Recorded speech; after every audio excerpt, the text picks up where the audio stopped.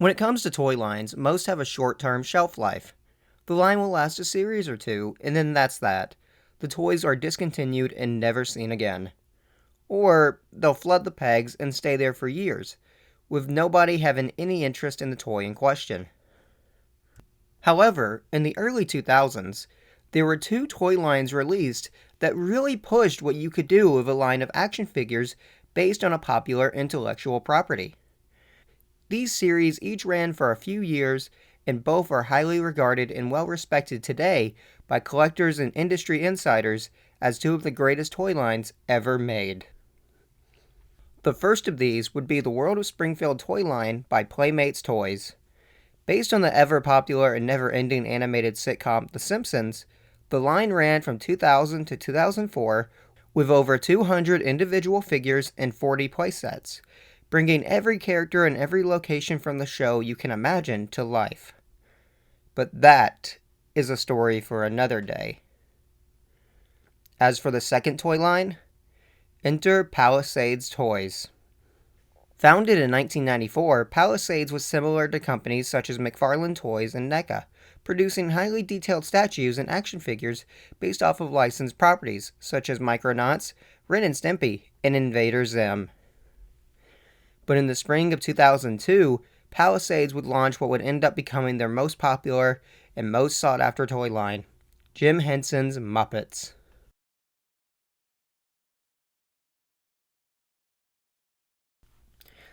Originally released to coincide with the 25th anniversary of the Muppet Show, the line was a celebration of all things Muppets, and great care and attention was put into every single figure and accessory, with the accessories being especially praised by fans for their intricate detail.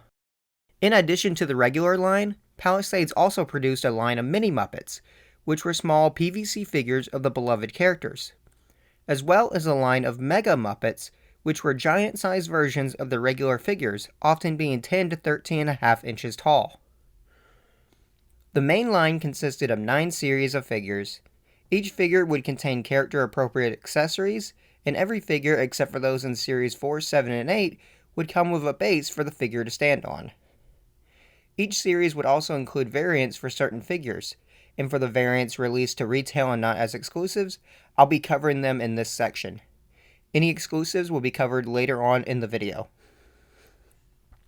The first series would consist of Kermit the Frog with television camera and coffee mug, Miss Piggy with dressing table with working mirror and a hand mirror, Dr. Teeth with his hat and keyboard, Dr. Bunsen Honeydew with a Muppet Labs book and his robot rabbit, and the Muppet Labs playset with Beaker. Kermit was originally supposed to come with a banjo accessory, but since Palisades' original deal only allowed for figures to be produced based on the Muppet Show and not the Muppet movies, it was a no-go, although Palisades would later get the rights to make figures based on the movies.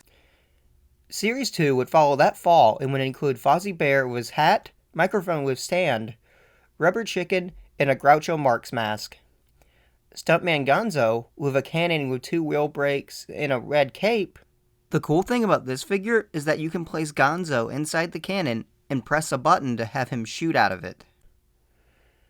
Crazy Harry with a working plunger, a bomb, 2 sticks of dynamite, and a gunpowder barrel that the dynamite could fit inside. And Floyd Pepper with his hat, bass guitar and amp, and an adjustable guitar strap. Floyd Pepper also had a variant you could find in stores, with a blue shirt and white bass guitar, as opposed to the regular red shirt and red bass guitar. The playset for this series would be the Electric Mayhem Stage playset with Animal. This series would feature a brilliant innovation for the line, which showed just how much care and effort Palisades put into it, and is something that I haven't quite seen in any other toy line, at least to my knowledge. A magnet in the hats of Fozzie and Floyd Pepper. You see, the Dr. Teeth figure in the first series included a hat that simply pegged into the head of the figure. The only problem is that it didn't stay on all that great, and so a magnet was embedded on the inside of Fozzie's hat as well as inside of the head of the figure. Thus, the hat wouldn't fall off. This magnet technique would be included for every figure of a hat moving forward.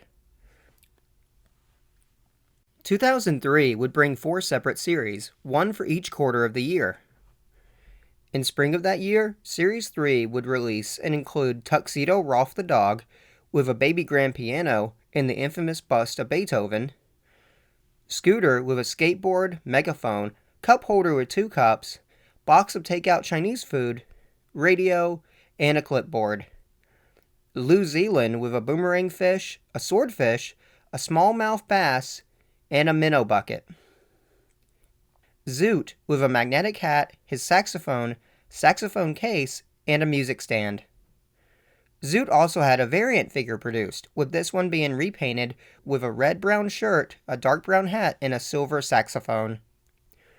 The playset for this series would be the very impressive kitchen playset with Swedish Chef, which featured nearly 40 different accessories. That summer, Series 4 was released. Its lineup included Sam Arrow, Sam Eagle's character from Muppet Treasure Island, with his hat, book with treasure map hidden inside, a telescope, and a key. Link Hogfrob with a miniature model of the Swine Trek, a copy of Star Hog magazine, and a ray gun. Dr. Julius Strangepork with Mama Robot and Dissolvatron gun, and Rizzo the Rat with hat, headset, experiment table, cheese and rat poison with plates and signs, boxing glove on a spring, a pizza in a box, which is honestly the coolest accessory ever, and a piece of pizza that can fit in said box. Rizzo also had a variant with a blue jacket and red hat, instead of a red jacket and yellow hat, gold experiment table, black boxing glove on a gold spring, and a lightish brown pizza box. Rizzo was originally supposed to come with a dancing cheese, but with no decent reference material to draw from, the idea was scrapped. In addition, Dr. Julius Strangepork was originally slated to come with a Swine Trek lunchbox, but for whatever reason, the final figure did not include this accessory. Series 5 would drop in fall of 2003 and would include Gonzo with trumpet, box of chocolates, and Camilla Packin figure, Pepe the King Prawn with beach chair, umbrella, hairdryer, a pair of binoculars, slippers, and a lunchbox, the Muppet Newsman with his glasses, his desk, a red telephone, and a backdrop with 4 screens with 8 different stickers to put on the screens, and Janice with her hat, a guitar, an amp, and a tambourine. Janice was the figure with the variant to this wave, featuring a silver shirt instead of the regular pink, a green hat, and a neon green amp. This version also included the brown guitar that Janice played on The Muppet Show. It's worth noting that Janice's legs are prone to breakage due to how long and thin they are. Pepe was originally supposed to come with the door in a jar from Muppets in Space, as well as the door the jar spawns, but the accessories ultimately didn't make the cut. That winter, Series 6 was released to store shelves, featuring Patrol Bear Fozzie with his police hat, 4 pouches, a flashlight, a nightstick, a walkie-talkie, and handcuffs, Statler with his balcony chair, a Muppet Show playbill, 2 Muppet tomatoes, and a Muppet avocado. Waldorf with his balcony chair, walking cane, a Muppet Show playbill, a Muppet tomato, a Muppet carrot, and score signs. Clifford with sunglasses, a cell phone, director's chair, a retro-style microphone, and a clapboard. Clifford was released alongside a variant. The variant had a light blue shirt, a light blue cell phone, and a black director's chair. The playset for this series was the Swine Trek playset with First Mate Piggy. Now, all 3 members of the Swine Trek could be reunited, as the playset contained 3 crew chairs to fit First Mate Piggy, Captain Link Hogthrob, and Dr. Julius Strangepork. Clifford was originally supposed to come with videotapes, but these were not included with the final figure. 2004 would see the end of the regular line of figures, although exclusive figure releases would continue into the summer of 2005. Series 7 would release in spring of 2004 and include Captain Smollett from Muppet Treasure Island with his hat, sword and sword sheath, and Bad Polly Packin figure. Frog Scout Robin with campfire, a stick of marshmallows, a pack of trail mix, backpack, Frog Scout handbook, and a trunk with a sheet of stickers to put on it. Beauregard with his hat, mop bucket, and mop ringer, and Johnny Fiamma with microphone, bar stool, a framed photo of himself, and a Johnny, We Hardly Heard Ya album. Johnny Fiamma was produced with two variants. The first variant came in a brown suit, a framed photo of Mama Fiamma, and a Johnny Sings the Blues and the Greens album. The second variant came in a sharkskin suit, a framed photo of Johnny's sidekick Salmonella, and a Moonlight Fiamma with Rizzo and the Rat Pack album. Summer would see Series 8, consisting of Usher Scooter with a giant old-fashioned popcorn machine, Dr. Phil Van Neuter with a wall clock, carton of eggnog, 2 boiling flask, 2 Erlenmeyer flask, and a burner tripod with a flask. Marvin Suggs with Muppaphone music wall, 6 Muppaphones, and a pair of mallets. And Sam the Eagle with a lectern with a magnetic removable seal, a book containing a draft for a campaign speech, the U.S. Constitution, and 3 stickers to go on the lectern seal. Both Marvin Suggs and Sam the Eagle would receive variants in this series. For Marvin, the variant was a silver and black repaint with a black Muppaphone wall. For Sam, the variant featured a shifty-eyed head and 4 different seal stickers instead of the 3 that came with the regular release. The fall of 2004 would see the release of the last regular wave of figures, Series 9. This final series featured Steppin' Out Fozzie with top hat, Chucky packing figure, microphone on a stand, a handheld microphone, and a joke book. The Swedish Chef with chef's hat, basketball hoop, blunderbuss, a green Muppet tomato, and a Muppet banana. Pops with desk, fly swatter, lamp, Gaffer the cat packing figure, and a Happiness Hotel guest book. Lips, the final member of the Electric Mayhem, with trumpet, 2 Java Muppets, songs from a Muppet You've Never Heard Of album, lunchbox, and lava lamp. Lips was produced with 2 variants, one in a silver repaint with repainted green and blue Java Muppets, and another in a brown repaint with the same Java Muppets as the regular version, albeit with darker orange and pink tones. The final playset for the line would be the now infamous Backstage playset, which included a standard version of Rolf the dog, a figure that fans had been asking for since the line's inception. During the life of the line, many exclusive figures and variants were produced. Some were released exclusively to Palisades' online store, while others were exclusive to retail stores.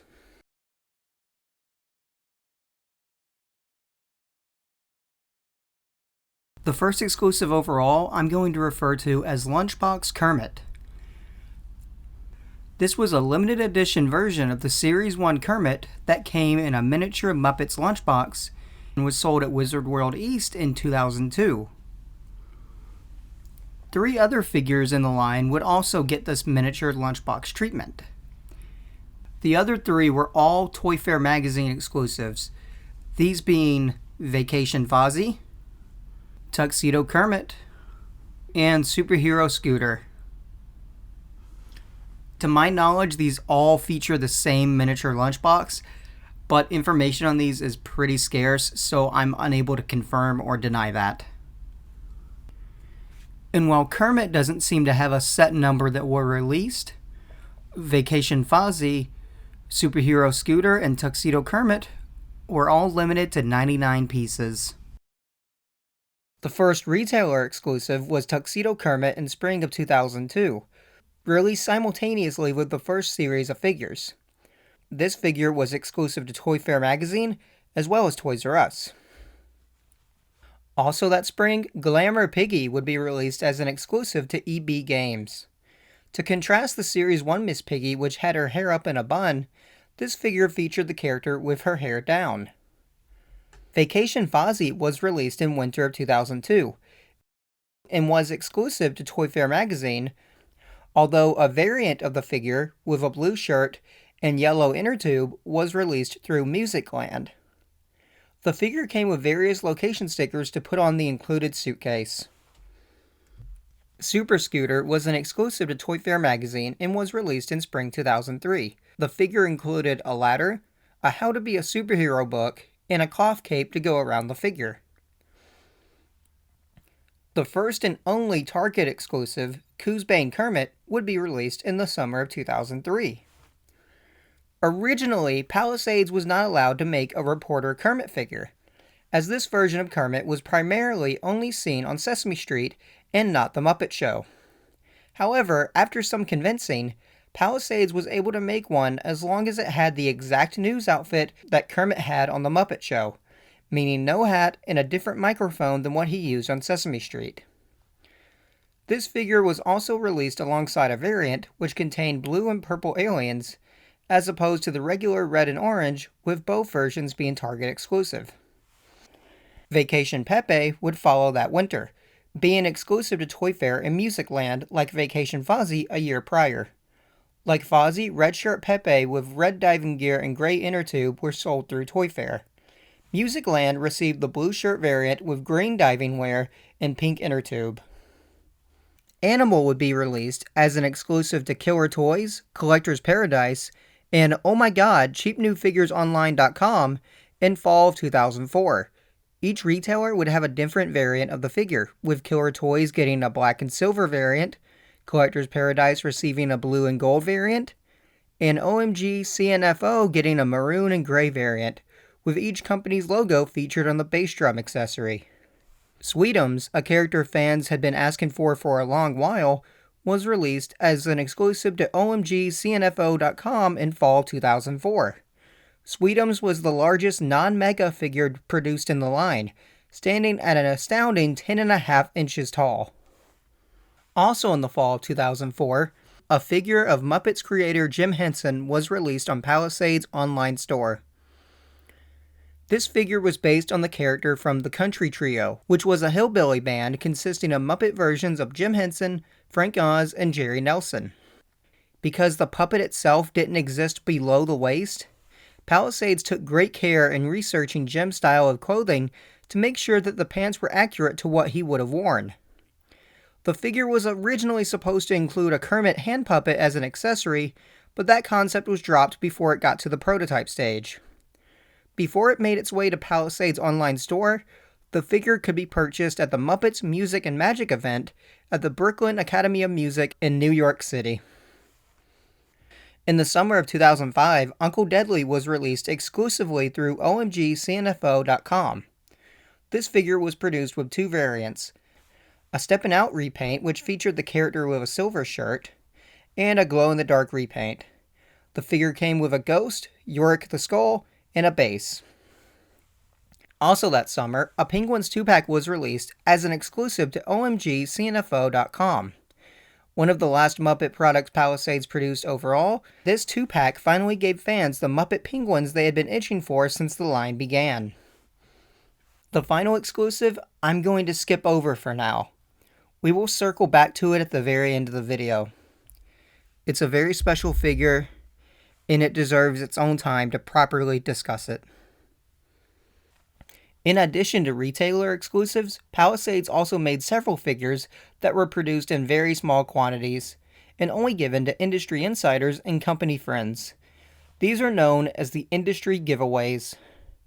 These figures are known for coming in small baggies as opposed to the traditional boxes, with a few exceptions.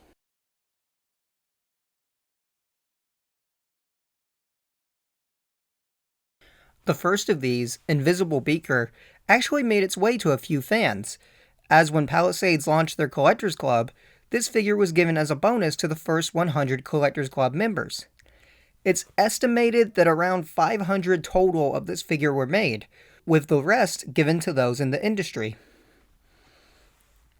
The next industry giveaway, Holiday Kermit, was given away as a Christmas gift to industry insiders for Christmas of 2002. For New York Toy Fair in February of 2003, White Tuxedo Ralph was given away at the convention. In spring 2003, Black Jacket Rizzo was given away at Wizard World Philadelphia, as well as at a licensing show in New York City. A fun fact about this particular giveaway is that this would be the first Rizzo figure in the entire line, predating the release of Series 4 that summer. A year later, in spring of 2004, in honor of Palisades founder and CEO Michael Horn receiving the 2004 Maryland Entrepreneurial Success of the Year Award on May 14, 2004, Palisades produced a repainted Tuxedo Gonzo, this time in a stylish light blue tux. Known as Dream Date Gonzo, the figure was given away to guests that attended the Maryland Small Business Awards breakfast. This figure was one of the few industry giveaways to come in a traditional box. Although it should be noted that the nose and upper mouthpiece are known to break off of this particular figure.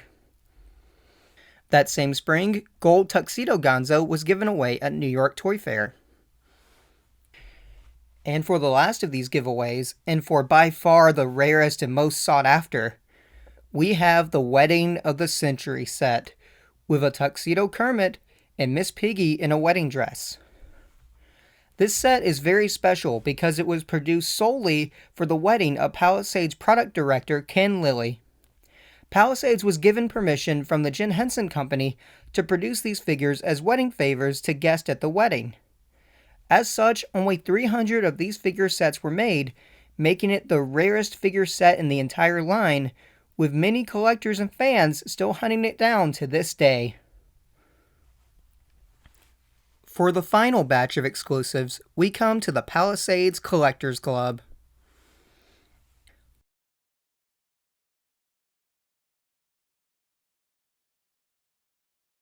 The club was established to offer fans a better chance to obtain certain convention exclusives, so certain figures would debut at a convention or be exclusive to a certain retailer, while simultaneously being released through the Collectors Club. That way, if you wanted a certain exclusive at the time it was released, your odds of getting it would be increased. The other reason the club was started was due to the only convention exclusive that never got released through the Collectors Club, the Wizard World East exclusive Dr. Teeth variant. The very first figure in the line available to the public in early spring of 2002, this was a repaint of the regular Dr. Teeth that we would get in Series 1, and was very rare and hard to get at the time. However, due to fans buying the figure on eBay, Palisades made the choice to never re-release it, as not to alienate those fans. But with the Collectors Club, fans wouldn't have to worry about missing out on convention exclusives again. The first Collectors Club exclusive, Vanishing Cream Beaker, was released at Wizard World Chicago in spring of 2002 and was later released as the first Collectors Club figure. Invisible Fozzie was released next at the San Diego Comic-Con in summer of 2002.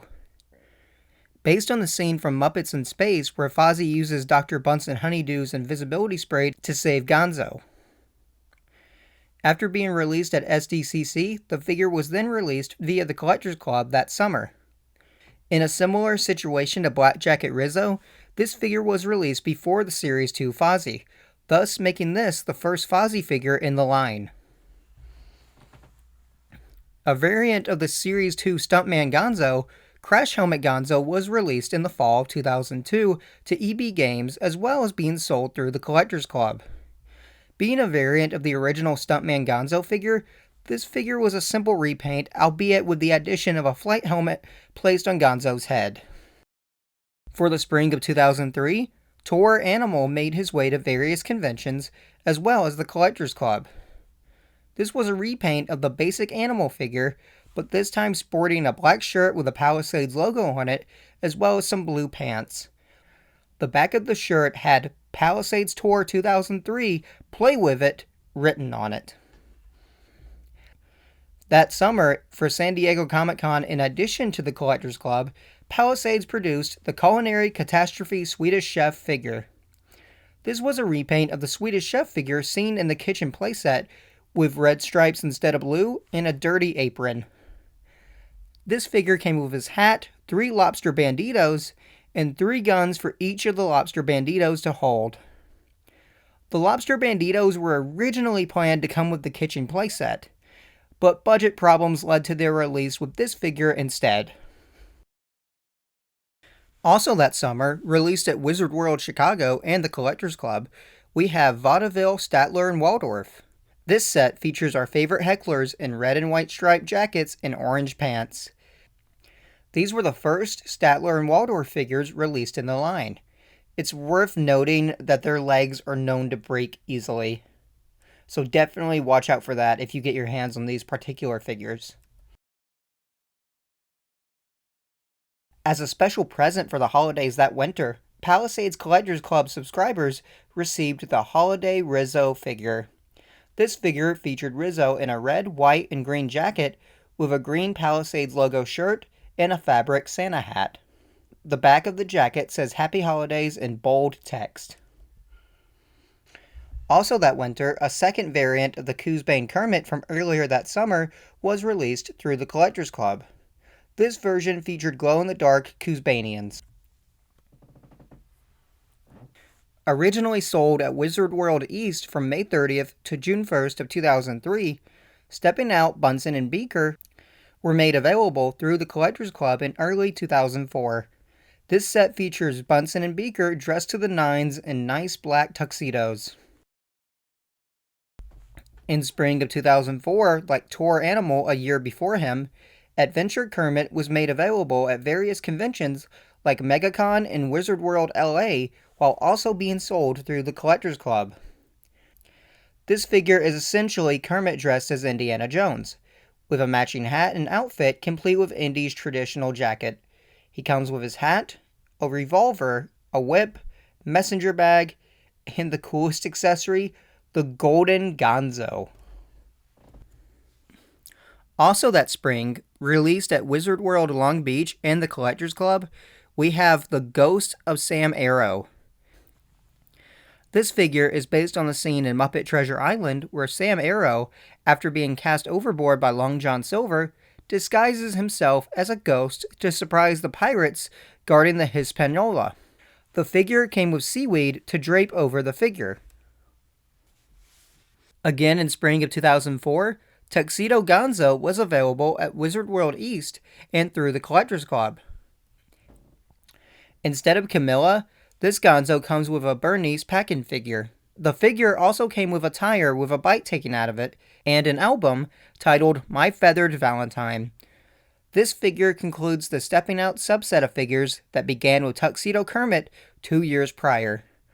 The full lineup of that set consisted of Tuxedo Kermit, Tuxedo Rolf, Steppin' Out Fozzie, Steppin' Out Bunsen and Beaker, the variant Steppin' Out Uncle Deadly, and now with Tuxedo Gonzo, all of your favorite Muppets could be fully dressed to the nines.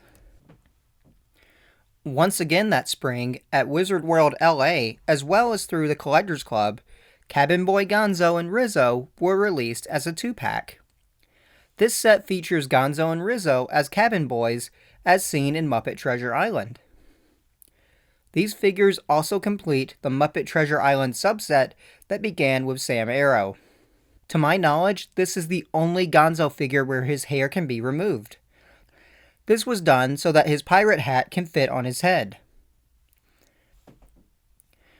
That summer, at San Diego Comic-Con and as part of the Collectors Club, we got Super Beaker.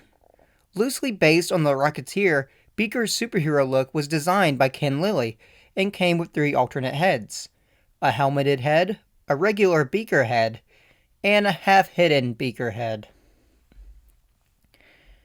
In December of 2004, in what I believe is a first for any toy line, Santa Chef was released as, no joke, an eBay exclusive, with the leftover chefs then being given away through the Collectors Club in December of 2005.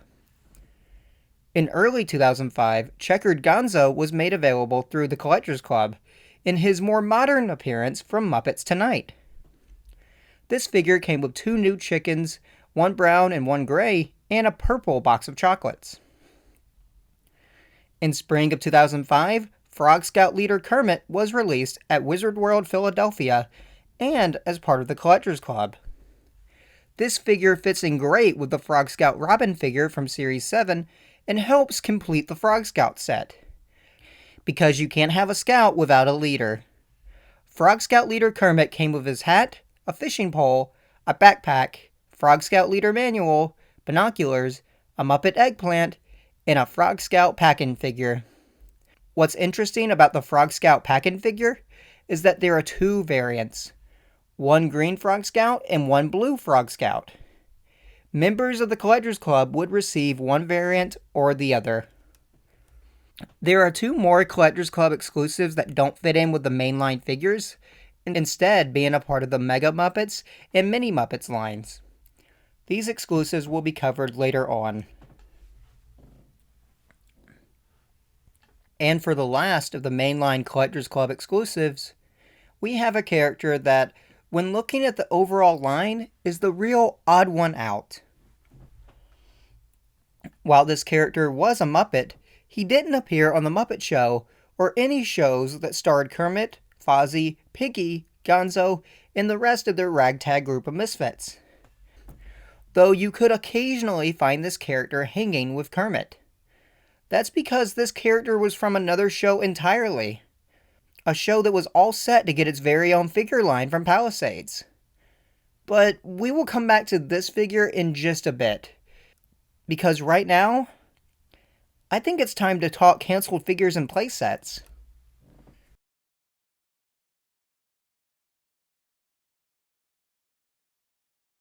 As with any toy line, there are always ideas that get scrapped or just can't happen due to financial reasons, or maybe the line is ended abruptly because the company itself ended abruptly. For Palisades' beloved Muppets line, there were a plethora of toys that just never happened. For starters, Clifford's variant was originally supposed to be much wilder and cooler. Taking inspiration from a Muppets Tonight press photo of Clifford, which showcased the character in wild colors in a very different outfit, the team did a prototype of this figure. Speaking of website Muppet Central, product director Ken Lilly revealed why this variant never happened. The photos of the regular Clifford figure that the team had sent to the Henson design team hadn't been processed yet, meaning that the variant is what they saw first, unbeknownst to the team at Palisades. After Henson declined it, Lilly and his team essentially said, "Oh well," and believing that Henson had seen the regular version and were declining the wild look as the variant, they remade the figure into the variant that made it to store shelves. Eventually though, once Henson did get the regular photos in, both they and Lilly realized what had happened. But it was too late. The Palisades team had painted over the variant, and there was simply no time to redo it. So today, that wilder variant prototype only exists in photos. Miss Piggy's glamour variant was originally supposed to have realistic hair, like a Barbie doll, but this idea was scrapped. Moving on to characters that just didn't make the cut. Angus McGonagall, the Argyle Gargoyle, who was unceremoniously bumped from his slot on The Muppet Show when the cast of Star Wars showed up, was originally announced for Series 5. In addition, Benjamina Gunn, Miss Piggy's character from Muppet Treasure Island, was originally announced for Series 7. However, both characters would later be dropped in favor of other characters. Which characters exactly is not known. When Palisades officially canceled the line, product director Ken Lilly took to the Palisades message board to post the tentative lineup for Series 10 through 14. These series would have started new subsets of figures as well as continued subsets that had existed in the line prior. Series 10 was to have included Baby Kermit with Baby Piggy, which would have kickstarted the Muppet Babies subset of figures, Dr. Bob, Rolf's character from the veterinarian's hospital sketches on The Muppet Show, Salmonella, in 3 different variants to match the 3 variants made of his partner Johnny Fiamma. Sal also would have included Robin and a penguin as pack-in characters. Uncle Deadly, Gobo Fraggle with a doozer.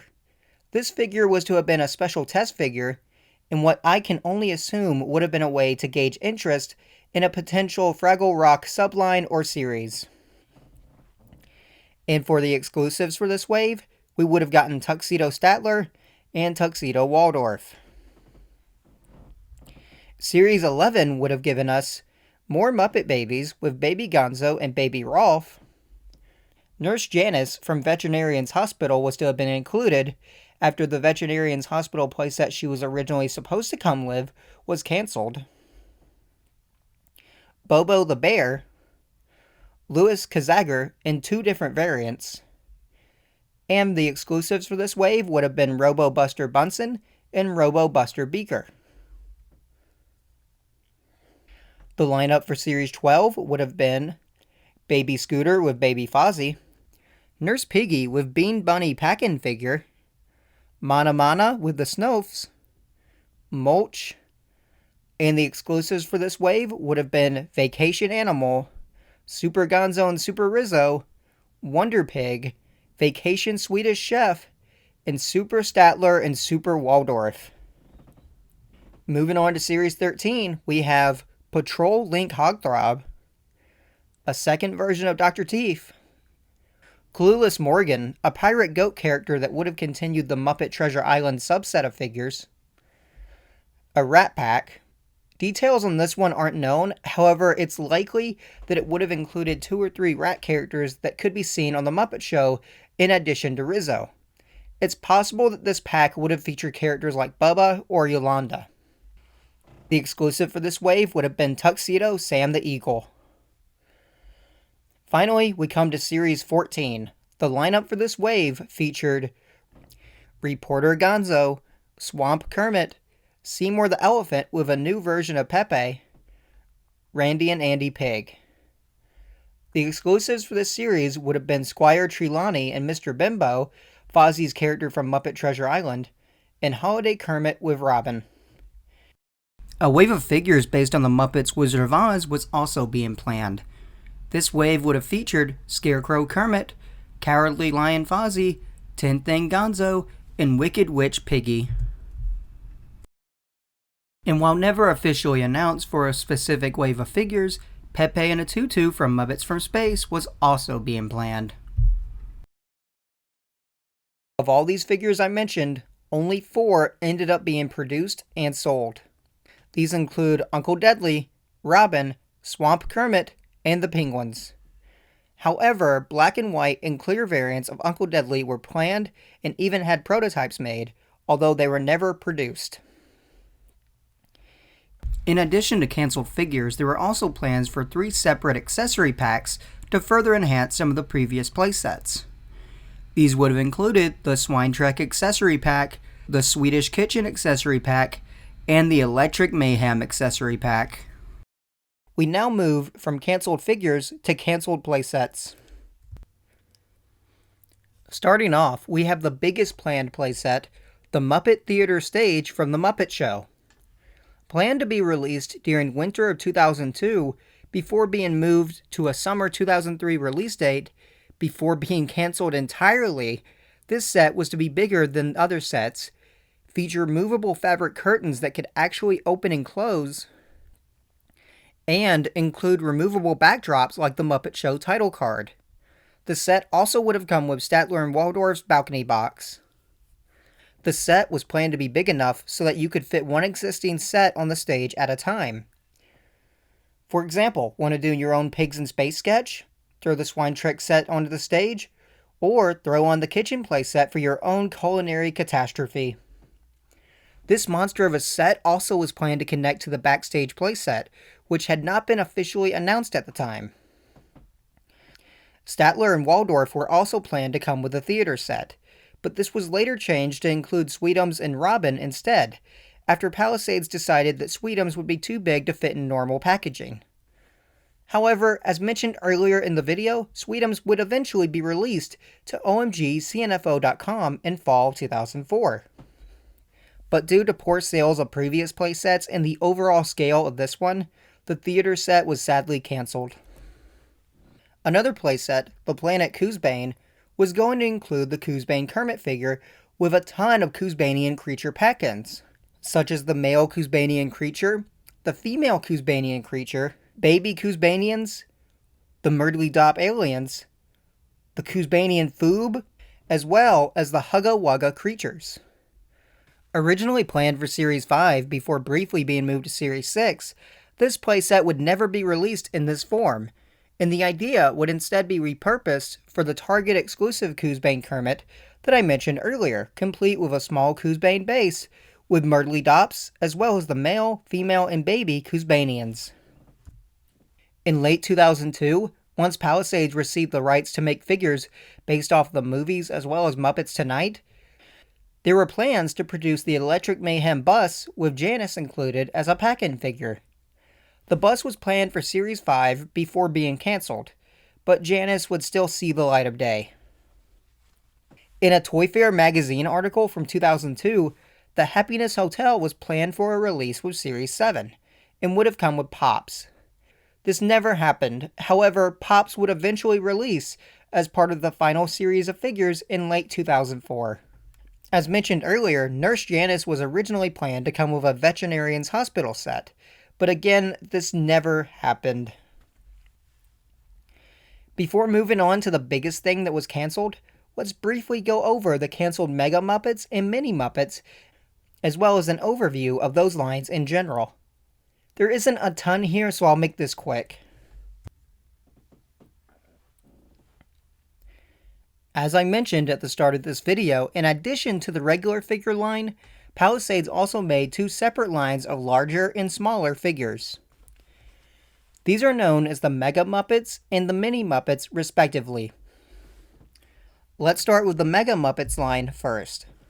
In the spring of 2003, Palisades began releasing giant-sized versions of some of the most beloved Muppet characters, with these figures essentially being the exact same as the regular figures, but just bigger. The first figure in this subline was Mega Beaker. He would be followed by Mega Animal that summer. And in the spring of 2004, the final two Mega Muppets, Gonzo and Camilla, would be released, with Camilla being released exclusively through the Palisades Collectors Club. Many more Mega Muppet figures were planned, but weren't released due to poor sales of the released Megas. Mega Beaker was originally supposed to be part of a 2-pack with a Mega Bunsen Honeydew, but was released separately instead, with Bunsen never being released. Speaking of Beaker, a Mega version of the Vanishing Cream Beaker figure was being planned as a 2003 convention exclusive, but was never released. Mega figures of Kermit, Rolf, Pepe, Rizzo, and the Swedish Chef were all announced at one point, but none of these were ever released. Finally, a Mega version of the Collectors Club exclusive Checkered Suit Gonzo was planned, and although it was just a simple repaint of the already released Mega Gonzo, it was ultimately never produced. Flipping the switch from Mega to Mini, we have slightly more to discuss with the Mini Muppets line, as it wasn't as short-lived. There were a total of 3 waves of Mini Muppets.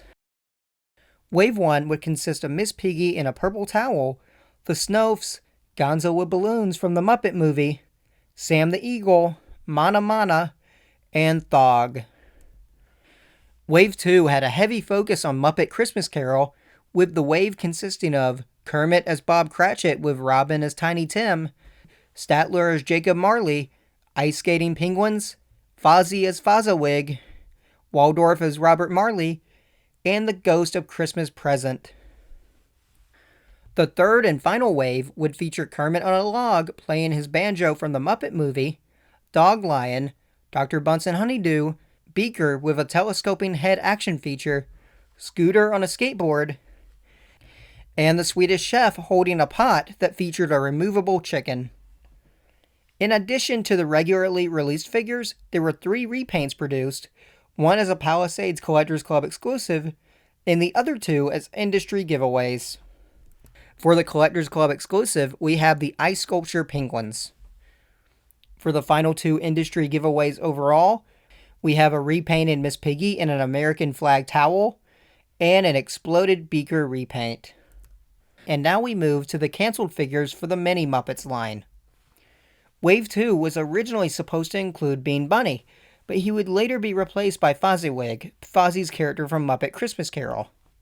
This was done so that there could be another main character in the lineup. Wave 2 was also set to feature Muppets from Space Kermit wearing PJs and a bathrobe. Additionally, the wave also would have included Rizzo, Seymour and Pepe, and Nigel. These minis would all be replaced by Dr. Bunsen Honeydew, Beaker, and the Swedish Chef. And finally, prototypes were created for an Electric Mayhem set.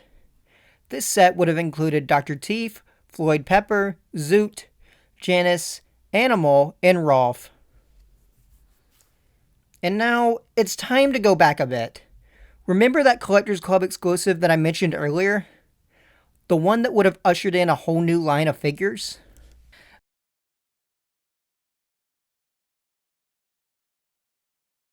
That's right, Palisades was working on a line of Sesame Street figures.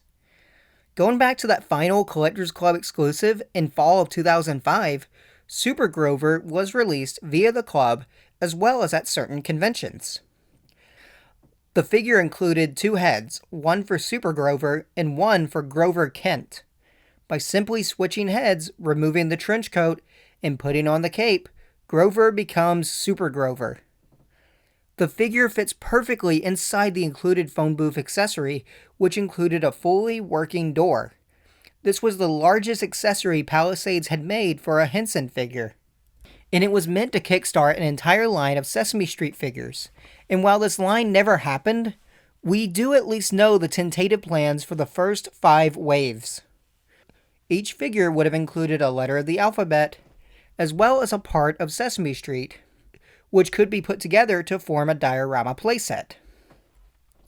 And the photos we have of the packaged figures do not appear to include a diorama piece, so it's entirely possible that this idea was scrapped early on. The first series was mostly all set to go, with the figures being manufactured and even listed for pre-order on some sites. Series 1 consisted of Ernie, Guy Smiley, the Two-Headed Monster, and Oscar the Grouch. Oscar would have included removable arms so that you could push him down into his trash can, along with removable legs that gave the appearance of his legs sticking out of the bottom of his trash can. A repaint of Oscar was also planned, featuring him in his orange color from the first season of the show. The exclusive for this first series would have been Bedtime Bert. Series 2 was to have included Bert with his pigeon Bernice, Count Von Count, Roosevelt Franklin, the Yip Yip Martians with a repaint variant, an 11-inch tall figure of Big Bird with Little Bird pack-in figure. This series also would have included a 1-2-3 Sesame Street playset. The exclusive for this series would have been Bedtime Ernie. Series 3 would have featured Cookie Monster with Cookies, Elmo, although this figure would later be moved to Series 2, Sherlock Hemlock with a planned variant, and the Amazing Mumford. The exclusive for this wave would have been Waiter Grover. Series 4 would have featured Telly Monster, Zoe, Prairie Dawn, Betty Lou, Snuffleupagus, and Fat Blue, also known as Mr. Johnson. The exclusive for this wave would have been Bath Time Ernie. Series 5 was to have included Grover before later being moved to Series 2, Rosita, Harry Monster, Alice Snuffleupagus, and the exclusive for this series would have been Bath Time Bert. Finally, the planned convention exclusives were proposed to be as follows: Anything Muppet Play Pack, Gladys the Cow, Steppin' Out Bert and Ernie, Honker and Dinger Pack, and Grudgetta. But, as said before, this line sadly never happened. Due to financial issues plaguing Palisades, this would lead to their eventual bankruptcy in early 2006, which abruptly put a stop to the plans for the line. What might have been. And now that we've covered everything else, it's time to go back to that final exclusive that I skipped over and bring this journey in for a landing.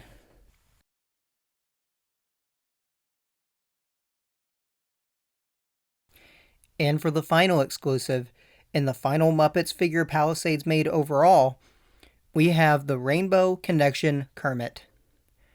This figure was sold exclusively through their website. The Kermit figure itself was essentially an enlarged version of the Mini Muppets Kermit with added accessories and articulation. However, this is a more special figure than most. You see, this figure was dedicated to a young boy named Cooper Perry. In a letter, Palisades CEO Michael Horn addressed the meaning behind the figure and the reason for the dedication. Cooper was the son of Michael Horn's two closest friends. Just a few months shy of his 3rd birthday, he came down with a sudden and severe case of meningitis. He started out with nothing more than a simple fever, as young children typically get. A pediatrician prescribed Tylenol, some fluids, and encouraged rest. The next day, Cooper got worse, so he was taken to the emergency room. It was on that day that he would be diagnosed with meningitis. With his condition worsening into the next day, Saturday, and on Sunday, he was airlifted from his hometown of Naples, Florida, to Miami Children's Hospital, which specialized in brain trauma. But by that point, his meningitis had progressed into encephalitis, and he was on life support from that moment on. For those unaware, encephalitis is an inflammation of the brain and is usually caused by an infection. With the inflammation causing the brain to swell, this can lead to headaches, light sensitivity, a stiff neck, confusion, and seizures. Horn and his wife received calls that Sunday and Monday and made their way to Miami on Tuesday. The two families spent the next 2 days crying, laughing, hugging, talking, planning, and living. On Thursday, Cooper passed. But that morning, a bright rainbow shined outside his hospital room window. 2 weeks later, as the Perry family was holding a memorial for Cooper, the church musician asked if they had a song or any music at all in mind. They didn't, and suggested that the musician pick one of his own. So he played an acoustic guitar version of The Rainbow Connection. And that is the connection between Cooper Perry and the Rainbow Connection Kermit. This figure of Kermit sitting on a log came with a banjo, a pack-in figure of Robin, Muppet lettuce, Muppet onions, a Muppet eggplant, and a framed picture of Cooper Perry so that we never lose sight of why this figure is so important. 100% of the proceeds from this figure went to benefit the Miami Children's Hospital Foundation and the Cooper Perry Fund, which Michael Horn himself spearheaded.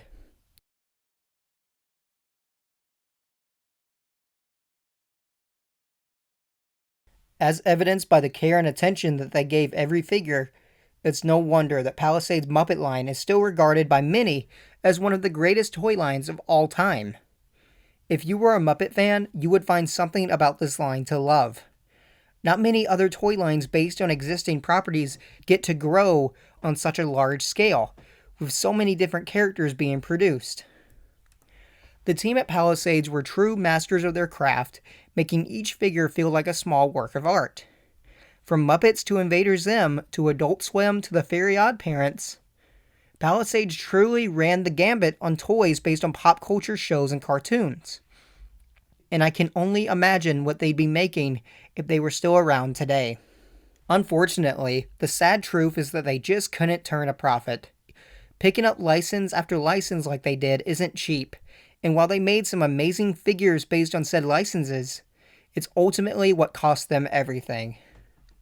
But with companies like Super 7 and NECA these days, it's nice to see that some companies are still taking collector-focused toys seriously.